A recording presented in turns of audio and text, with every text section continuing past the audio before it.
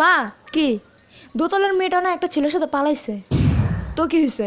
এখন বলবো না যে দোতলার মেয়েটা কত বুদ্ধিমান, ওর মতো হয়ে দেখা পারলে।